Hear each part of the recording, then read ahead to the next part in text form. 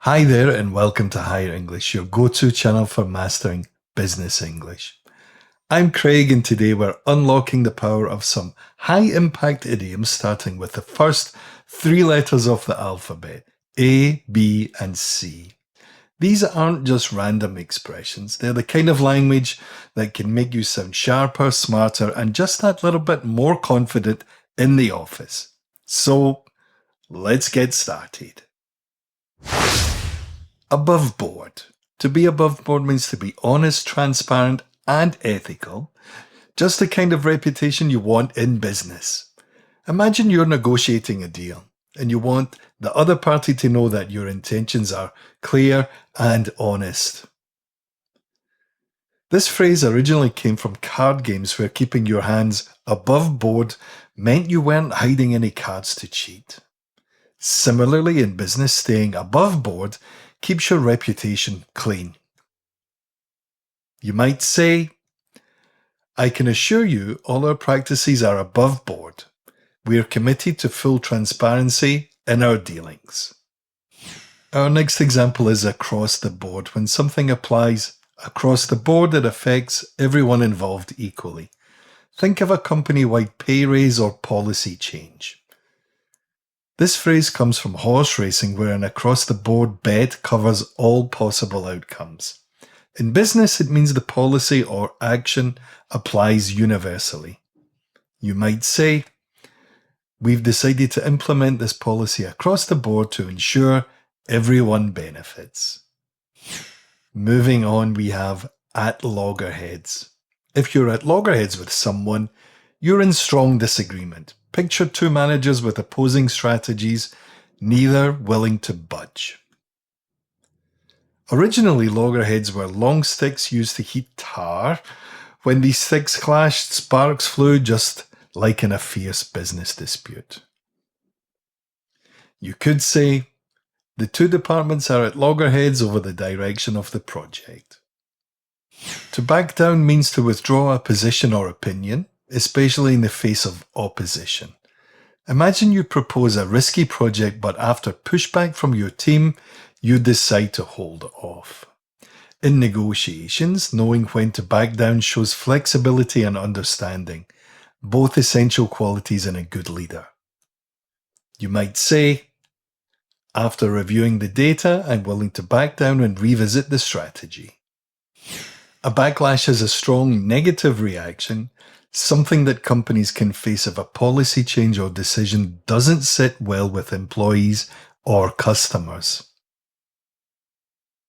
The term originated in mechanics, referring to the jerking motion that can happen when reversing gears, an effect that can be quite abrupt, just like the backlash from a controversial decision. You could say, the decision to cut costs on customer support led to a backlash from clients.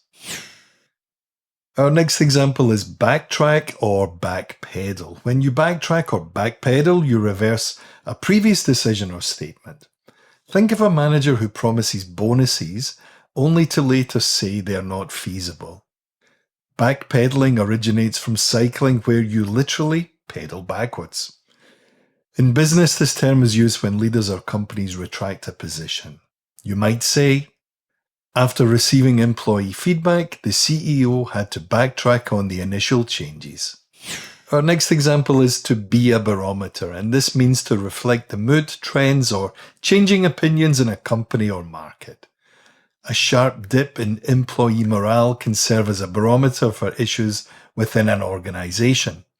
A barometer measures atmospheric pressure, and in business, certain indicators measure the pressure or health of a situation, whether it's team morale, market trends, or customer satisfaction.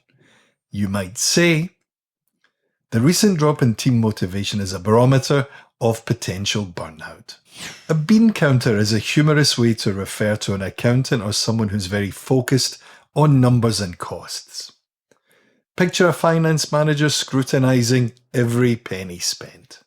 Now, beans were once used in ancient cultures as counters or units in counting games. Today, the term reflects someone who keeps a close eye on every detail, especially in financial matters.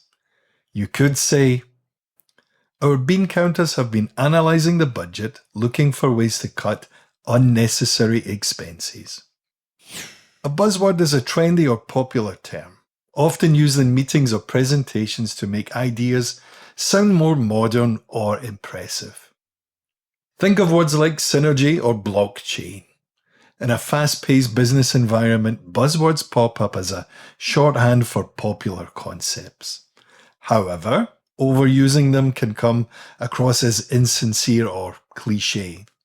You might say, during the conference, sustainability was the buzzword that everyone was talking about. To call time means to bring something to a close. Imagine you're overseeing a project that's been dragging on and you finally decide it's time to wrap it up. The term comes from sports and pubs where calling time signals the end. In business, it means the decision to conclude or end an initiative. You could say, let's call time on this campaign and allocate resources to more promising projects. To carve out a niche is to focus on a specialized area in the market. A small startup might carve out a niche by offering a unique service that big corporations don't. Think of carving a piece of wood to create a unique shape. This phrase suggests creating a unique position in a competitive landscape. You could say, we've carved out a niche in eco-friendly packaging, attracting clients focused on sustainability. A cash cow is a product or service that consistently brings in revenue with minimal effort. Think of a popular software that keeps selling year after year without major updates. This phrase comes from farming, where cows provide milk regularly. In business, a cash cow is something you can rely on for consistent revenue. You might say, their online courses have become a real cash cow, generating steady income each quarter. And there you have it, some really powerful idioms that can give your business English an instant upgrade. Next time you're in a meeting or writing an email, use one of these and watch how it makes you sound polished, professional, and on point. If you enjoyed this video, hit the like button, subscribe to Higher English for more free lessons, and maybe share it with a colleague who could use a little language boost. Thanks for watching, and I look forward to seeing you in the next one. Bye for now.